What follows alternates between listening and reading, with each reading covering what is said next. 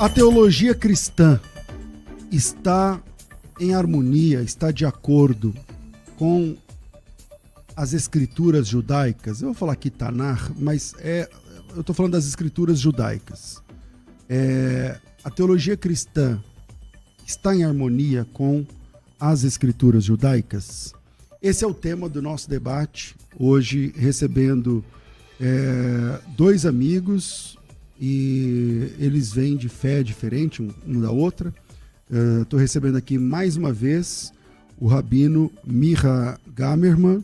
Ele é rabino, professor de hebraico, especialista em circuncisão judaica, tem um canal com quase 50 milhões de acessos, onde ensina a Bíblia e a religião judaica, né, o judaísmo e tal.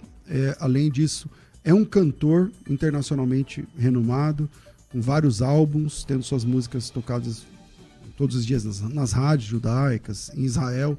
É um trabalho bem legal.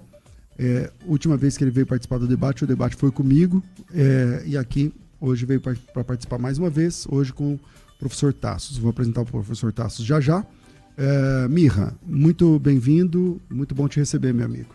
Pastor César, obrigado por me ter mais uma vez aqui, e fico honrado que me chamou de amigo. Eu te considero igualmente um amigo, de verdade. Muito obrigado por me ter aqui. Amém. Com a gente aqui também, pastor Tassos Licurgo, ele é professor da UFRN, lá no Rio Grande do Norte, Unidade Federal lá do Rio Grande do Norte.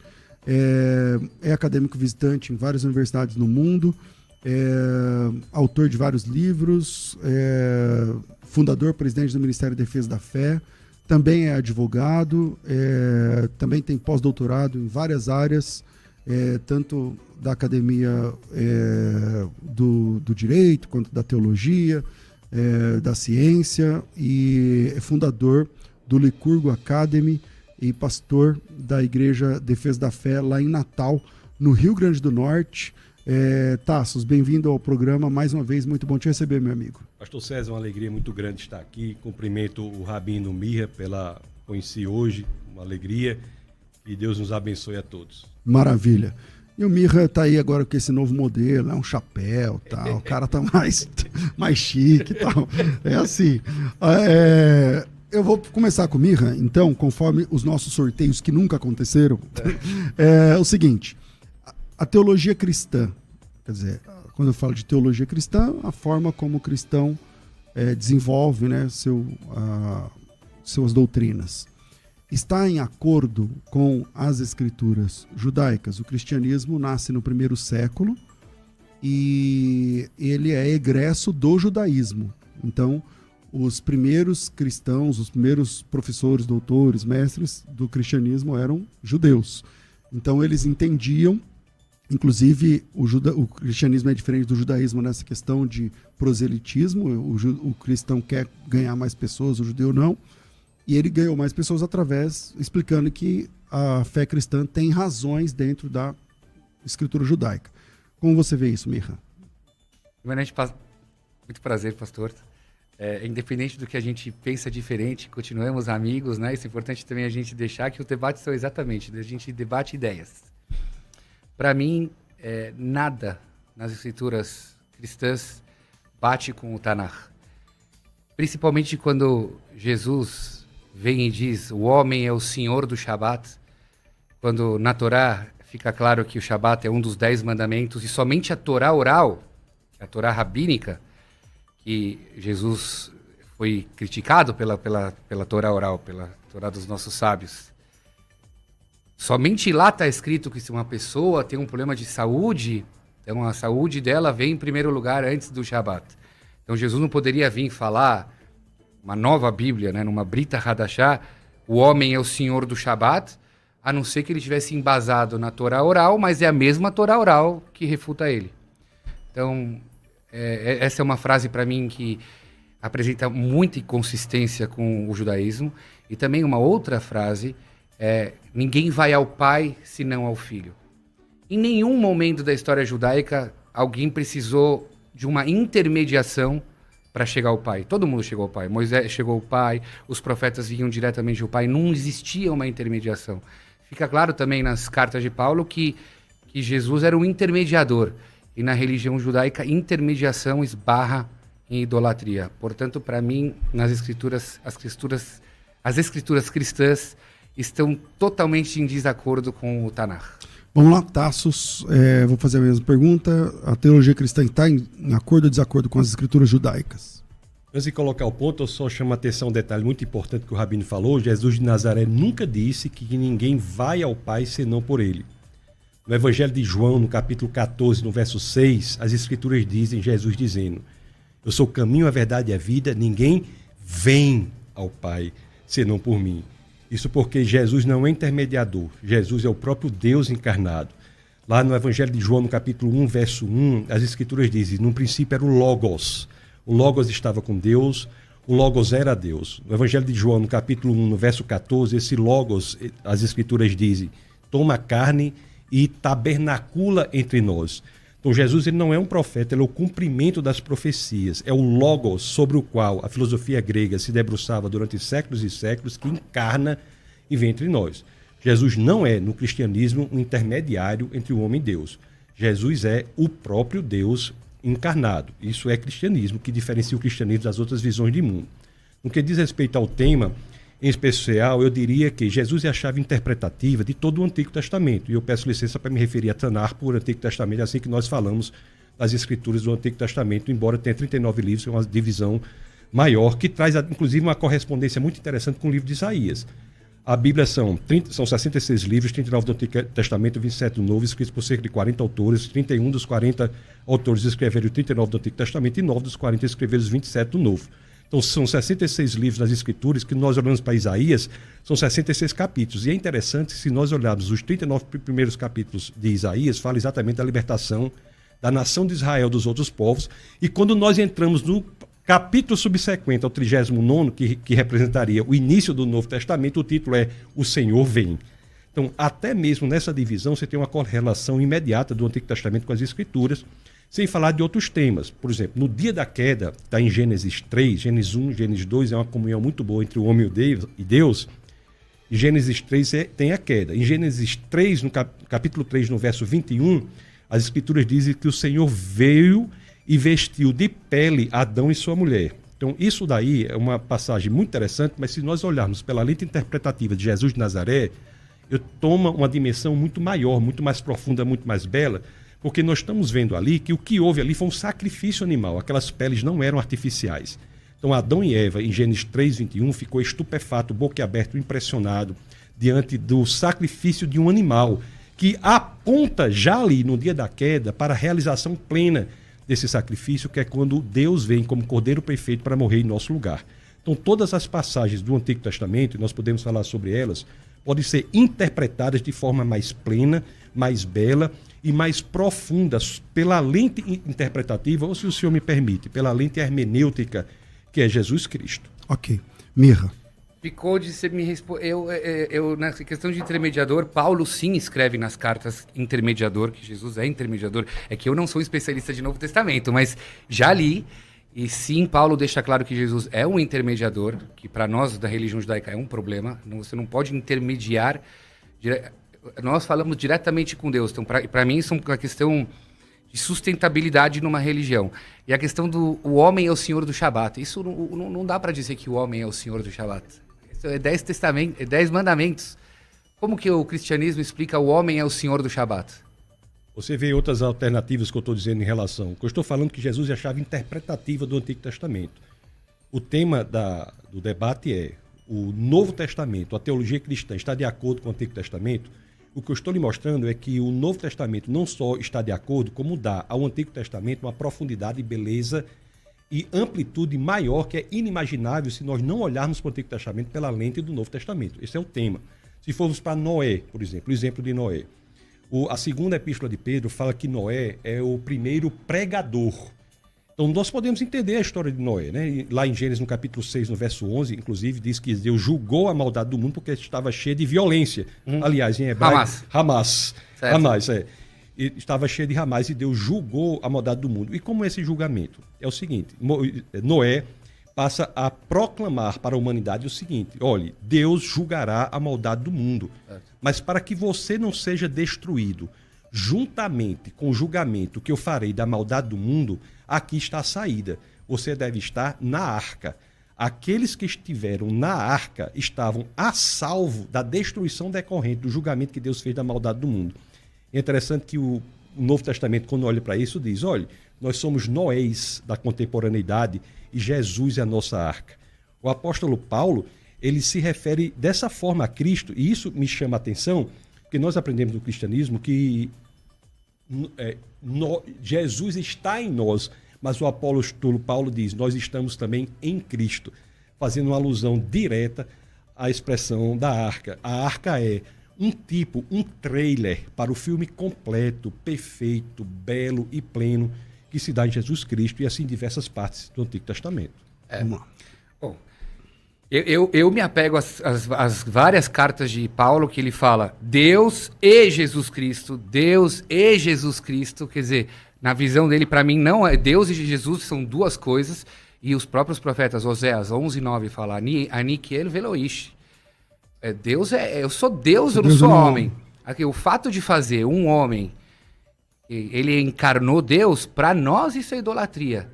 Quer dizer, nós judeus vemos que mesmo cristãos evangélicos, que não servem imagens, não servem estátuas, se você acredita que o Deus pode encarnar em formato de pessoa, também é idolatria, porque Deus não é homem. Então as escrituras não podem estar com as escrituras. Deus fala, eu sou único nos 10 testamentos, eu não posso vir em formato de homem. Oséias falou isso, 11:9, tem aí, Oséias, Ani. Eu sou Deus, não homem. Eu sou Deus e não sou homem. Então assim, e eu acho que até Paulo, eu não li todas as cartas de Paulo, mas Paulo toda hora fala, pode ver, quais foram as primeiras cartas de cá? Vocês sabem melhor do que eu. Coríntios, tal. Deus e Jesus. Mas se Deus é Jesus, por que ele falava desse jeito? Rabino, se o argumento que o senhor coloca é de criticar a idolatria, nós estamos juntos. Nós somos radicalmente contra a idolatria. Certo. A idolatria não é de Deus, não é correto, nós estamos radicalmente contra isso. Jesus, eu digo, pode ser louvado, adorado, porque ele é Deus. Ele é o Deus encarnado. Se você olhar em João, no capítulo 1, verso 1, diz assim, no princípio era o Logos estava com Deus, o Logos era Deus. Esse no princípio não está aí por acaso, porque essa biografia de Jesus coloca o Logos, que é Jesus, conforme nós já vimos em João 1,14, lá em Gênesis 1,1. Porque em Gênesis 1,1, que é Bereshit, o primeiro verso de Gênesis é no princípio Deus criou os céus e a terra. Então Jesus ele nem vem a aparecer no Novo Testamento. Para nós cristãos, Jesus já está antes da criação do mundo. No princípio, Deus criou os céus e a terra. Então, a encarnação de Jesus, o nascimento de Jesus, é diferente de todos os nascimentos de todas as demais pessoas. Porque Jesus não passa a existir na concepção. Ele existe antes da criação do universo. E por isso que idolatrar, adorar, louvar Jesus não é idolatria. Porque Jesus é o Deus encarnado. Então vamos fazer essa distinção, né? Tá bom. Mas eu queria que você me explicasse um fenômeno. Existe um fenômeno que esses que acreditam em Jesus, e quando Jesus nasceu, ele não era Deus. Ninguém falava que ele era Deus. Ele era um menino especial, ele foi revelado como um Messias. Aliás, no começo nem podia falar, nunca entendo isso também. No começo ele fala, guarda em segredo. Então ele primeiro era um Messias. Nunca falavam que Jesus, quando ele nasceu, ele era filho de uma virgem concebido por Deus. Isso veio 50 anos depois. E 300 anos depois, nasce um Jesus Deus. O que eu vejo? Uma idolatria começa pequena. 300 anos? Não entendi o 300 anos. Ele está falando do Concílio de Nicéia. Então, assim, que quando Jesus nasceu, ele não era chamado Deus. Ele era chamado Messias. Passa um tempo depois, ele é chamado o filho da virgem, que isso nunca foi falado quando ele estava vivo. Passa mais uns séculos e ele vira Deus. Aonde eu quero chegar? Uma idolatria começa pequena. Eu sim acho que isso é idolatria. Por quê? Ela começa pequena até o ponto que o próprio humano vira Deus. E aonde eu quero chegar? Como você me explica esse fenômeno que tantas pessoas adoram Jesus e uns acreditam que ele é o próprio Deus de Bereshit? Outros acreditam, não, ele não é Deus Pai, ele é Deus Filho. Outros acreditam, não, ele é uma trindade. Então, fica muito complicado. É tudo embaixo de uma mesma pessoa. Que, na minha visão, é que quando uma pessoa vem e desvirtua dos caminhos do Velho, do Único Testamento, ele abre margens para pessoas acharem eu sou Deus, eu sou filho de Deus, eu faço parte de uma trindade e tudo tal. Como se me explica isso, que o mesmo Jesus consegue criar protestantes e católicos? Não bate isso para mim. Jesus não criou nem protestantes e Jesus não criou nem católicos. Jesus criou o caminho da salvação. Ele, por ser Deus, ele sendo filho de Deus, ele se fez filho dos homens para que nós, filhos dos homens, pudéssemos ser feitos filhos de Deus. Então, na teologia cristã, é tão importante o fato dele ser Deus quanto o fato dele ser homem. Ele ingressou no mundo, tabernaculou entre nós, encarnou e veio a residir, morar entre nós como homem para que pudesse, executando de maneira plena o que Gênesis 3:21, que começou ali, e também tudo mais, né? Você vai pegar Levítico 16 e todos os elementos sacrificiais que o judeu tanto praticou, ele veio para realizar isso de forma plena. Lá em Êxodo, no capítulo 6, no verso 6 e 7, que é muito caro para o judeu, há 4 promessas ali. A primeira promessa é libertar das cargas da escravidão do Egito. A segunda promessa é libertar da própria escravidão. A terceira promessa, ele usa o verbo Gaal, que é um dos verbos mais relevantes e importantes das Escrituras. Belíssimo verbo, né? Usado muito no livro de Ruth, que diz, vos resgatarei. Isso lá para Moisés em Êxodo, mas vos resgatarei com braço estendido na cruz, em poderosos atos de julgamento. Então veja que já para Moisés em Êxodo... Mas onde tem cruz lá, né? Lá em Êxodo? Em poderosos atos de julgamento, tem isso. Poderosos atos de juízo. Na história da... Eu estou interpretando que é a cruz, porque na história da humanidade, o evento em que houve o maior fato de julgamento, o maior elemento de julgamento da história da humanidade é a cruz, que é quando a linha da justiça cruza a linha do amor. Então, a terceira promessa é essa, e a quarta promessa está em Êxodo 6:7, quando ele diz que se tornará, né, teremos um só Deus e um só povo. Então, quando nós vemos essas 4 promessas, Jesus, para cumprir essas promessas de forma plena, não que Deus não as tenha cumprido em Moisés, mas Deus as cumpriu de forma plena, profunda e bela em Jesus sendo homem. Porque quando Jesus vem como homem e morre em nosso lugar, ele nos resgata. Ele nos resgata. Interessantemente, Rabino, isso é uma situação muito interessante, que ele não só resgata, como ele mantém a tradição da coleção Mishnah no livro Pessaim, no capítulo 10, no verso 1, celebra o cumprimento de cada uma dessas promessas com um cálice. Então você tem no livro de Lucas, no Evangelho de Lucas, por exemplo, no capítulo 22, do verso 14 em diante, você tem a celebração da última Páscoa por Jesus, que foi o elemento que Jesus selecionou e escolheu para os últimos momentos da vida dele, foi celebrar a Páscoa e depois orar sozinho em Getsemane. E lá está estupão, não matzá. Mas você veja bem que lá em Lucas ele primeiro celebra com um vinho, um cálice de vinho, fazendo referência à primeira promessa, que é libertar não da escravidão, mas das cargas decorrentes da condição de escravo.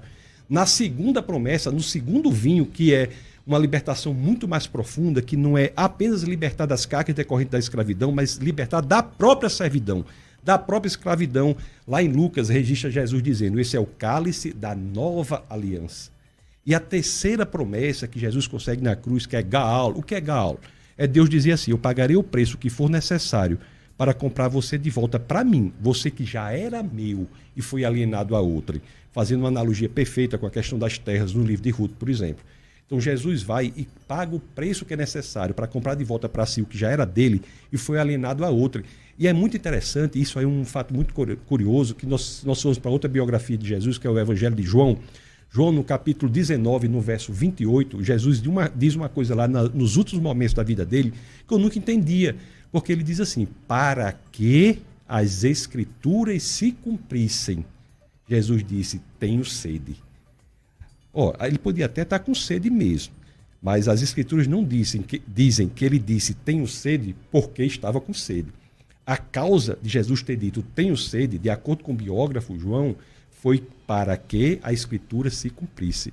E o verso subsequente a isso que eu falei o verso de João 19, no verso 28, o subsequente, que é 19, 29, diz que aquela história que havia lá uma vasilha de vinagre e colocaram uma esponja, vinagre do francês, vinagre, que é vinho agre, vinho azedo, havia uma vasilha de vinho azedo, colocaram uma esponja no vinho azedo e levaram à boca de Jesus, e as Escrituras deixam claro, tendo-o provado, Jesus disse, está consumado. Então veja bem que não só na cruz, que é a expressão genuína, profunda e mais bela da promessa feita, da terceira promessa feita de Êxodo 6,6, ao cumprimento ali na cruz, mas Jesus também mantém a tradição judaica. Jesus é o judeu mais puro que houve.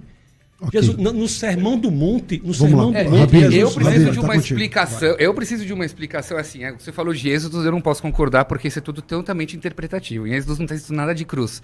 Mas assim, quando você vem falar para mim da Páscoa, dessas linguagens, tudo tal, que é uma interpretação sua, seria uma Torá oral que você está explicando o Novo Testamento para encaixar no Velho Testamento. Lá está escrito que ele comeu pão. E o Novo Testamento não teria problema em dizer que ele comeu matzá. Qual seria o problema de escrever matzá? Ele comeu pão, e comer pão na época de Pêssar é um pecado gravíssimo que gera o pecado de careta que está na Torá, que é um dos piores castigos que uma pessoa pode ter. Como pode ser que Jesus então comeu pão?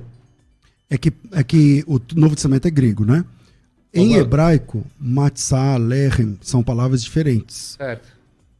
Que é tudo pão, mas um é sem fermento, não sei o que lá. No grego, não tem essa diferença do fermento. Então, dizer pão lá no texto grego nem sempre significa que tinha fermento. Em grego, a palavra é polissêmica. Porque como a cultura judaica não podia ter fermento em casa uma semana antes, é bem provável que aquele pão fosse sem fermento. Só que o grego não favorece porque o texto grego não faz essa diferença por causa do fermento. A mesma palavra se refere a pão com e sem fermento. Em grego. Em grego. Então não há contradição nessa situação, portanto... Vamos lá, Mirra. Fala mais aí, você está falando pouco. Não, eu tenho outra pergunta. Vocês acreditam que Jesus é como se fosse uma oferenda? Ele veio para expiar os nossos pecados, que para nós isso não existe. Não existe um ser humano, ele é um bode que expia os nossos pecados. Isso não consta para nós no Tanakh. E o que eu não entendo é que Jesus provavelmente morreu no ano 30 ou 33, e aí eu não sei precisar, acho que ninguém saberia precisar exatamente que ano ele morreu, e a casa de Deus caiu no ano 70. Eu pergunto, se Jesus é o sacrifício final que vai redimir toda a humanidade, por que a casa de Deus não caiu no ano 30 ou 33, e por que ainda continuaram fazendo oferendas até a queda da casa de Deus? Afinal, ele foi a última oferenda. Porque o templo, no cristianismo, passou a ser Jesus. Só veja bem que a primeira frase do Evangelho de Mateus é genealogia de Jesus, filho de Davi, filho de Abraão. O que a genealogia está dizendo é que aquela pessoa que será biografado... O Novo Testamento começa com 4 biografias, Mateus, Marcos, Lucas e João. Certo. Então, a primeira biografia... O biografado é Jesus, todas as 4. Mas na primeira biografia, a primeira informação que nós temos é filho de Davi, filho de Abraão. Filho de Abraão é porque aquela promessa feita a Abraão, lá em Gênesis 12, não é? Que por um seu descendente todos os povos seriam abençoados, é realizada ali em Jesus. Não foi em Isaac, não foi em Jacó. Foi naquele por meio de quem todos os povos da terra serão abençoados. Mas o que eu vou lhe responder agora é com a outra informação, quando ele diz filho de Davi. Filho de Davi está dizendo o seguinte, aquela promessa feita na época dos reis, de que Davi teria um descendente que construiria um templo, todos interpretam ali como Salomão. Mas acontece que lá no texto de Reis está uma característica deste templo que tira o templo de Salomão como aquele que cumpre essa promessa. Porque as escrituras dizem, um templo cujo trono durará para sempre. Então, quando Jesus vem, o templo se torna desnecessário. Então, porque ele é o sacrifício perfeito. 30? Porque o ano nunca... Ele mesmo falou, não falou para Pilatos, Pôncio, Pilatos, aí 3 dias isso aí vai cair. Ele falou isso. Porque o templo era ele. O templo passou a ser ele. Por isso que o templo a que ele se referia em Pilatos, olha que interessante, isso responde sua dúvida diretamente. O templo a que ele se referia em Pilatos não foi o templo construído por Salomão, era outro templo. Era ele. Ele estava falando sobre si próprio. Se de fato ele estivesse falando sobre o templo construído por Salomão, com o material reunido pelo pai dele, Davi, que é uma história muito bonita de humildade de Davi. Se fosse aquilo ali, haveria uma contradição. Como o templo era ele, não houve contradição. Foi destruído em 3 dias e depois Deus o ressuscitou. E a ressurreição, me permita só dizer isso, porque a ressurreição é central, é visceral no cristianismo. Tanto é assim que o apóstolo Paulo, na primeira carta aos Coríntios, no capítulo 15, verso 14, diz assim: se Cristo não ressuscitou, é vã a nossa fé, é vã a nossa pregação. É muito metafórico a maneira como você interpreta o Novo Testamento, né? Porque tem coisas que dá para dizer que, nas parábolas de Jesus, dá para dizer que são metáforas, mas tem coisas que ele falou assim, claramente. Por exemplo, ele fala para os seus discípulos que haverão daqui esses que verão a minha segunda vinda. Nenhum deles viu a segunda vinda dele. Você vai ter que de novo cair numa metáfora. Essas coisas, para mim, só mostram como ele não estava alinhado com os textos, com as profecias. Se ele é um profeta, ele é Deus, ele sabe tudo, e ele fala, haverão aqui dos meus discípulos que vão ver a minha vinda, cadê essa segunda vinda dele? Não viram, todos morreram. O que nós temos que estabelecer é o seguinte: o senhor trouxe várias objeções, as quais foram respondidas, e a gente está pulando de objeção em objeção, em objeção, em objeção. O que eu estou lhe mostrando é que há no Novo Testamento uma completude perfeita do Antigo Testamento. O Antigo Testamento e o Novo Testamento são um só livro, um só Deus. Os 66 livros das Escrituras são todos os livros da graça, é o mesmo Deus. É este Deus que encarna, isso é cristianismo, o Deus que encarna na pessoa de Jesus Cristo. Então, eu creio que uma metodologia proveitosa para o debate não seria ficar pulando de objeção, responde, objeção, responde. O que eu estou lhe mostrando é que o Novo Testamento, ele gera, dá, a teologia cristã dá ao Antigo Testamento uma amplitude muito maior, muito mais bela, muito mais profunda. É isso que nós estamos vendo. Mas essas objeções que eu estou te trazendo é para te mostrar exatamente que o Novo Testamento está desalinhado com o Velho. Se você me diz que o Novo Testamento é profético, e se você concorda que as profecias dos profetas do Velho Testamento são profecias, o Zacarias então deveria dizer que no fim das eras todo mundo vai segurar na mão nas roupas de cristãos. Mas está escrito lá no texto que no fim dos tempos todos os povos vão segurar nas roupas dos judeus, porque vão ver que o Deus dos judeus é o Deus da humanidade. O Deus dos judeus não é Jesus. O Deus dos judeus, para nós, é o Deus dos 10 mandamentos, que não tinha lá divisões. Então, essas que você está chamando de objeções, na verdade, eu estou me atentando ao tema. O Novo Testamento está desalinhado com o Velho Testamento. Você também concorda que o Velho Testamento são profecias eternas? E poderia muito bem estar escrito lá em Zacarias que o mundo inteiro vai se apegar à roupa de cristãos. Mas não está escrito, está roupas de judeus. Você conhece esse versículo? O Deus... Não, desculpe, o senhor quer completar? Só quer dizer que o Deus dos judeus é o Deus dos cristãos. Não é. Não é na sua interpretação. Mas o que o Novo Testamento diz, o que o texto do Novo Testamento diz é que é o Deus dos judeus que vem em carne entre nós. Agora, nunca houve para os judeus, segundo o nosso entendimento, uma promessa de salvação específica. Os judeus foram escolhidos como povo para apresentar Deus ao mundo. E se o senhor me pergunta, eu acredito que até hoje Deus sustenta Israel. Sim. Mas isso não tem a ver com salvação. O Deus de Israel, ele vem para cá, encarna para ser sacrifício em nosso lugar. Aliás, no Evangelho de Mateus, no capítulo 8, no verso 11, já que o senhor está falando como é que vai ser o futuro, diz que nós virão pessoas do Oriente e do Ocidente, do Norte e do Sul, e nós nos sentaremos à mesa. Sabe com quem? Abraão, Isaac e Jacó. Como é que não é o mesmo Deus? Se o Novo Testamento está dizendo isso, nós que entregamos a nossa vida ao Senhor Jesus, inclusive do Antigo Testamento, os patriarcas que colocaram sua fé no Messias que vinha no futuro, assim como aqueles que hoje colocam sua fé no Messias que veio no passado, sentarão à mesa. E é nesse momento de sentar à mesa que haverá o cumprimento da promessa de Êxodo 6:7. Que nós cristãos chamamos as bodas do Cordeiro.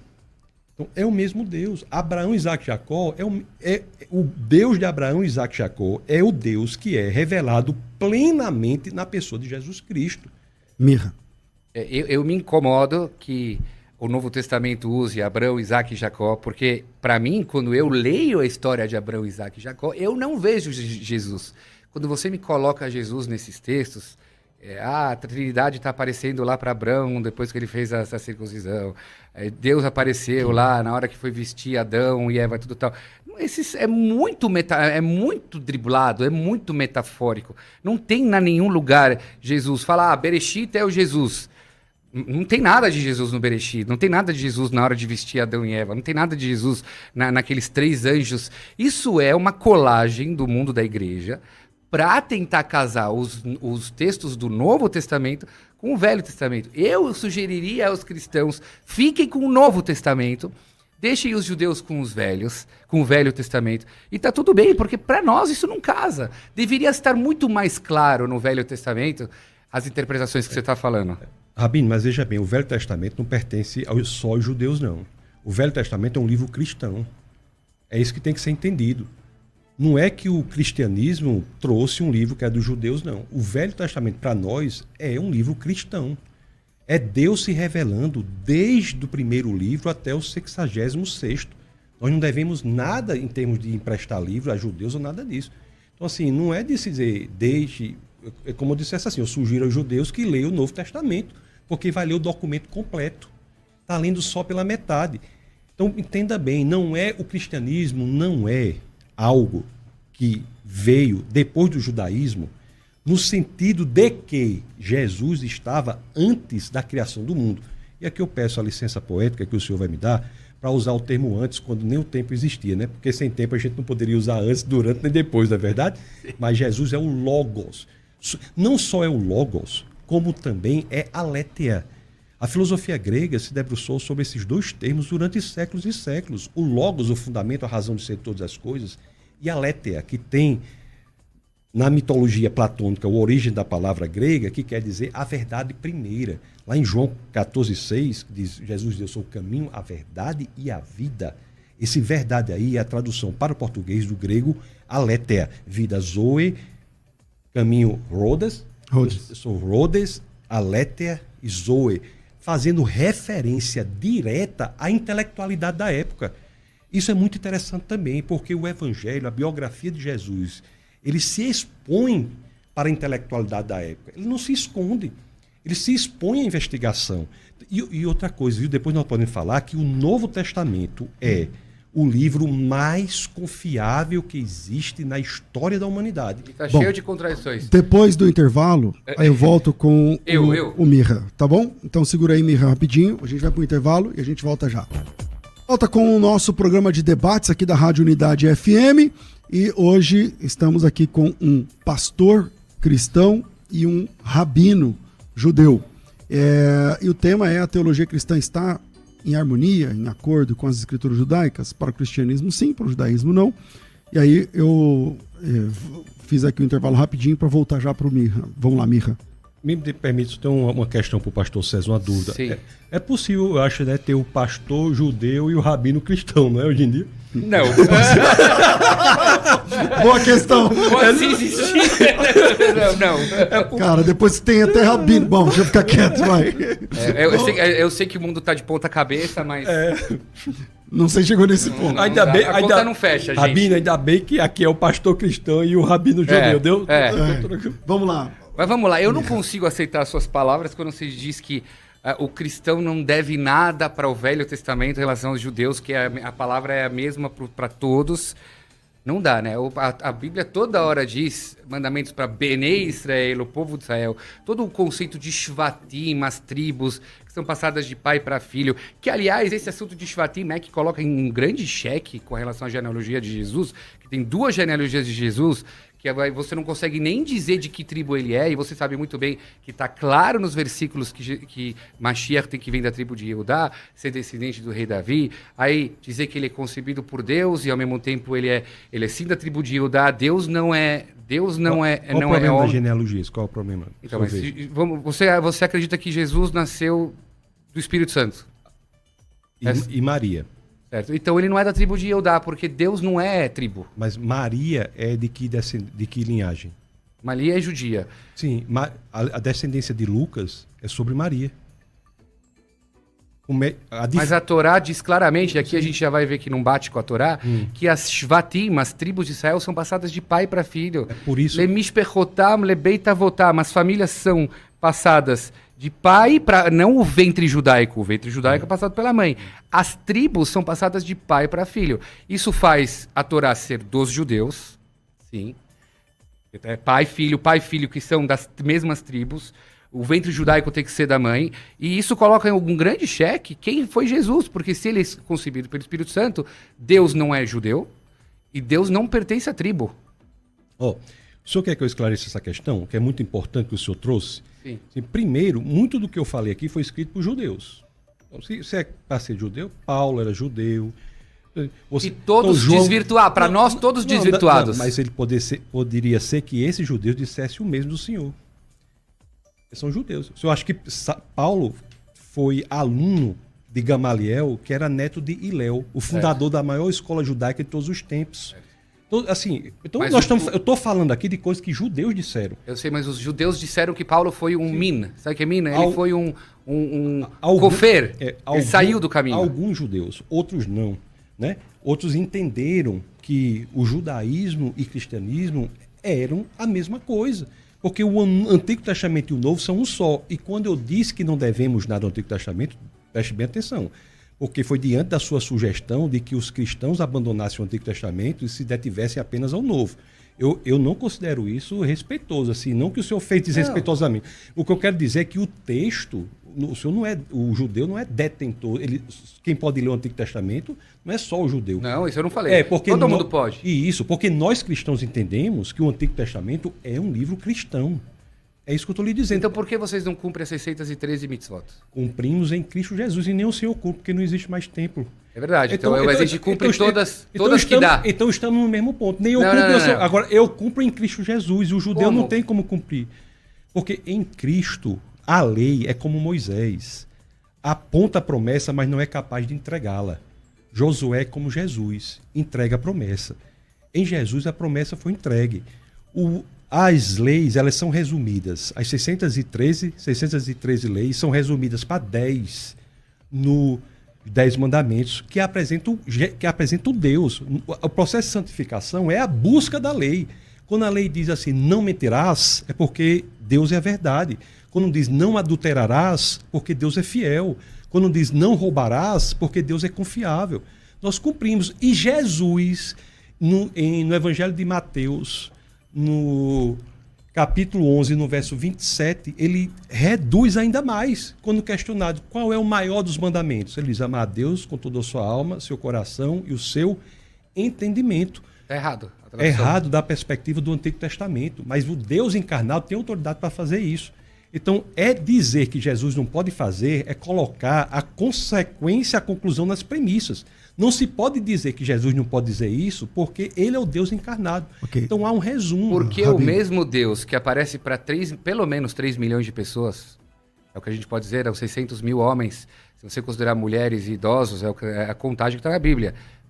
Porque o mesmo Deus que aparece numa revelação absurda, onde o povo ouviu a voz de Deus, diretamente ouviu a voz de Deus, falando as leis, passando a Torá para Moisés, muda as regras do jogo numa jogada no escurinho. Não mudou as regras do jogo. Como mudou, não mudou? Senão você estaria cumprindo. Não, porque as leis nunca foram dadas como escadas para alguém se tornar povo de Deus.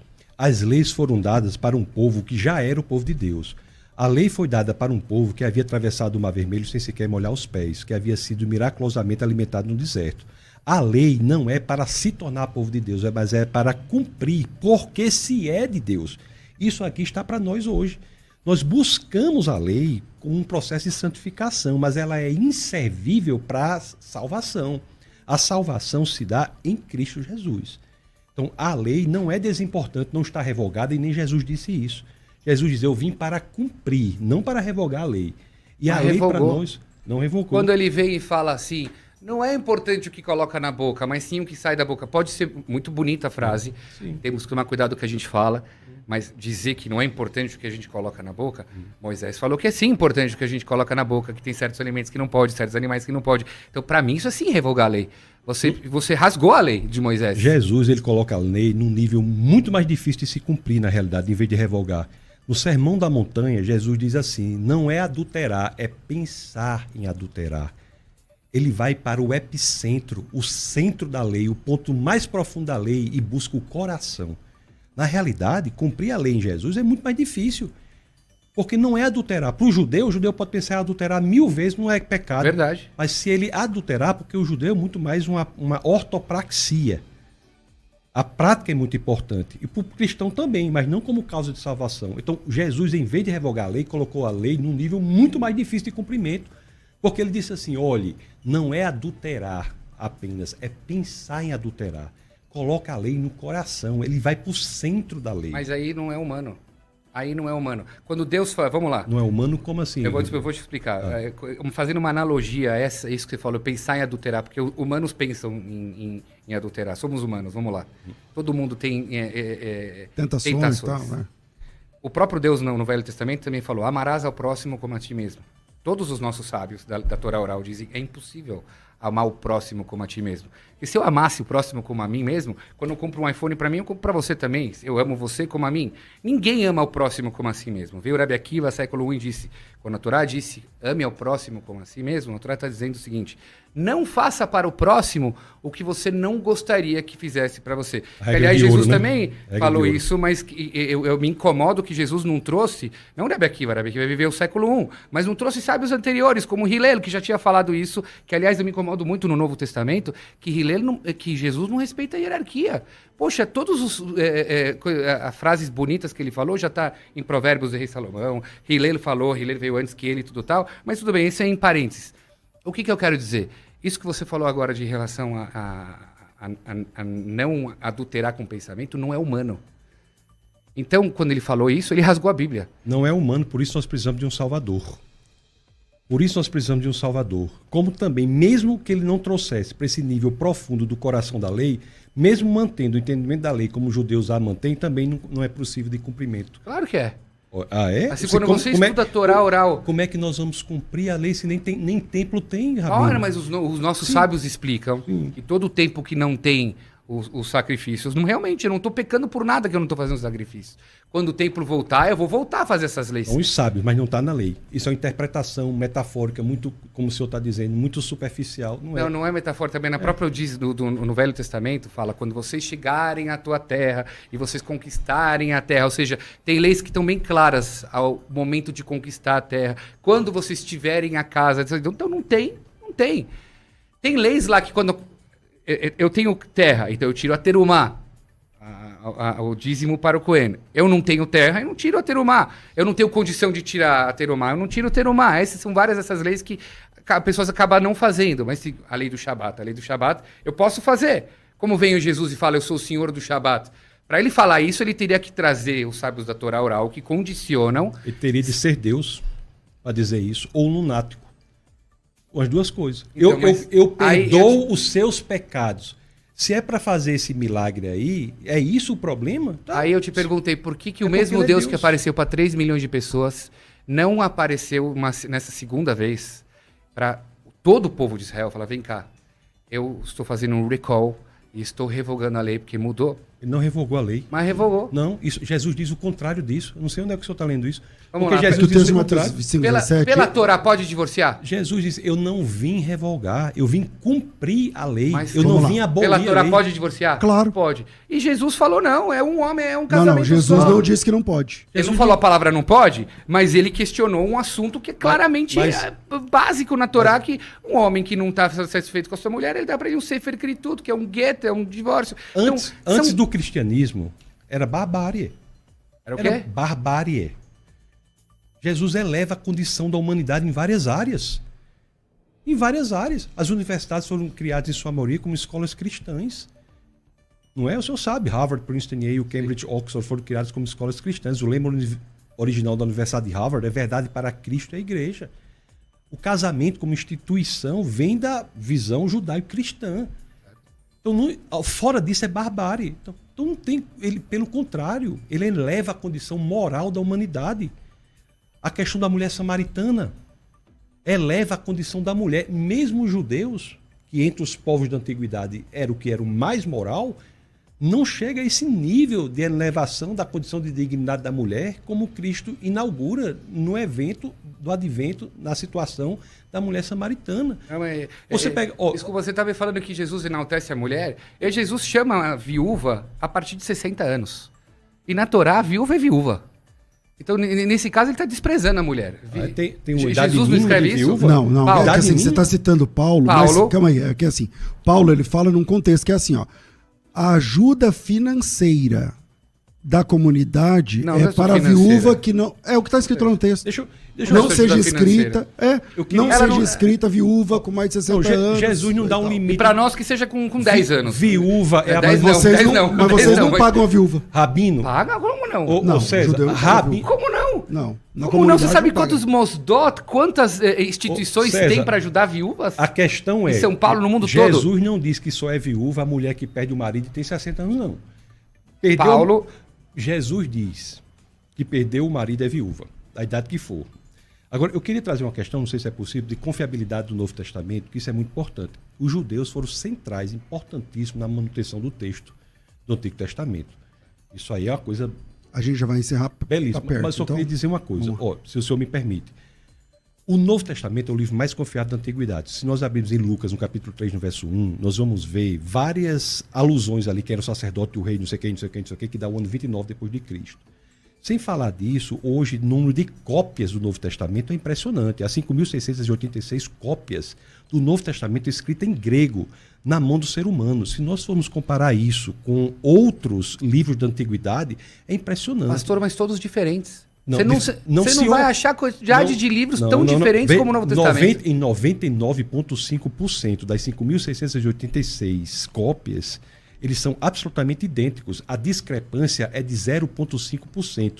Desse 0,5% de discrepância, nenhuma parte toca em um ponto central do cristianismo e 80% do 0,5% de discrepância diz respeito unicamente a questões de ortografia.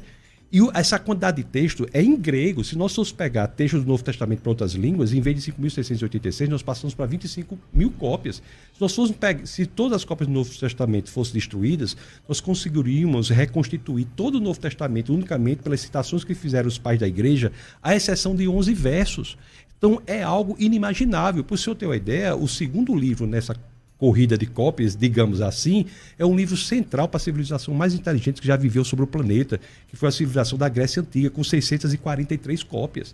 Platão, Aristóteles, Suetônio, Tácitos, Joséfos são baseados em 7, 8, 9 cópias. Então nós estamos falando do ponto de vista puramente intelectual, sem falar da religião agora, puramente intelectual, do livro mais confiável produzido na antiguidade. Para mim é um livro que está cheio de contradições. Eu que já li só metade.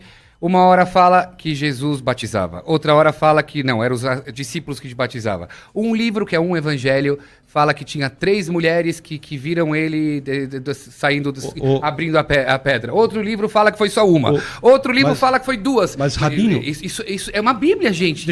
Inconsistente. Pois deixa eu lhe dizer, olha, quando fala que Jesus batizava e os discípulos batizavam, é porque os dois batizavam. Isso é uma das ordenanças da igreja. O que é que faz algo ser ordenança da igreja? Ter sido praticado por Jesus, pelos seus discípulos e ensinado pela igreja primitiva. Há 2 ordenanças, o batismo e a ceia. Jesus fez a ceia, Jesus batizou seus discípulos e a igreja primitiva. Então isso não há contradição. E o que o senhor está falando de fato, que alguns dos evangelhos dão números diferentes de pessoas. Pela teoria das provas, que é do direito processual, se você pegar 2 testemunhos que são absolutamente idênticos no ponto central e nos pontos periféricos, isso é indício de conluio. A teoria das provas do direito processual de todo mundo, quando vai buscar autenticidade nos testemunhos, ela busca o quê? Busca coerência total nos pontos centrais e divergência nos pontos periféricos. Quando diz que tinha 2 pessoas, 3 pessoas, é porque um falou de 2, outro falou de 3. Por exemplo, Lucas, fala de 2 cálices na ceia. Mateus e Marcos falam de 1 cálice. Não é que não houve o segundo cálice, é que Mateus e Marcos veementizaram, sublinharam esse único cálice, mas houve outro. Então, isso atende até o Novo Testamento aos critérios mais rigorosos da teoria de prova do direito processual. Veja, eu considero Bíblia um documento. Se você está com um documento que é um passaporte, o seu documento ele não está 100% consistente com quem é você, vão te acusar isso aqui de um documento falso e você é um criminoso. Então, se o Novo Testamento para você é aquela coisa que um livro fala uma coisa, outro fala uma coisa. Não Pra mim, falam coisas entendeu? diferentes. Aliás, até o livro fala em 75 pessoas que descem pro Egito, quando a Torá fala 70. Nunca falou que desce 75 para o Egito. Tá escrito lá, Não, né? descem 70 e ficaram 75. São 70 mais 5 que estavam Não, lá. tá escrito que 75 desceram. É. Tá escrito que foi enterrado em Siquém, que o patriarca foi enterrado em Siquém. como eu tô dizendo. Quando foi também. Então isso pra mim é um erro estrutural. Infelizmente, nosso tempo é Estrutural. curto e tá todo mundo falando assim, o pastor César podia ter um podcast para ter que ficar mais tempo. É verdade. Eu achei que era 2 horas. Infelizmente, o tempo é curto. Eu comecei com quem? Com o Rabino. Rabino, obrigado. Obrigado. Mirra, muito bom te receber. Seja sempre bem-vindo. Obrigado, pastor César. É sempre um prazer estar aqui. Dizer que, independente das nossas diferenças, somos irmãos. Apesar das nossas interpretações diferentes, continuaremos amigos. Um grande prazer te conhecer. E estou à disposição para mim mais vezes a gente continuar o debate. Seu canal lá, o pessoal vai te achar. @Mirra Gamerman. Mirra se escreve MICHAGAMERMAN. E Mirra é Misha lá. Você vai coloca Misha que dá certo. Tassos, obrigado, meu amigo. Muito bom te receber também. Pastor César, meu agradecimento pela forma generosa com que sou recebido. Uma alegria conhecer o Rabino Mirra, que Deus o abençoe poderosamente. Amém. E que possamos todos crescer juntos no estudo da palavra do Senhor. Amém. O meu canal do Instagram é Tassos Licurgo, TASSOSLYCURGO. Pessoal, tudo confunde seu nome, né, Tassos? Também, né? Tassos É a parte contracta do Anastassos em grego, que quer dizer ressurreição, né? É Tassos Licurgo. É isso aí. E estamos montando agora um projeto, né, do Licurgo Academy, que mais para frente vocês irão ver lá no Tassos Licurgo no Instagram. Então que Deus nos abençoe a todos. Amém. Maravilha.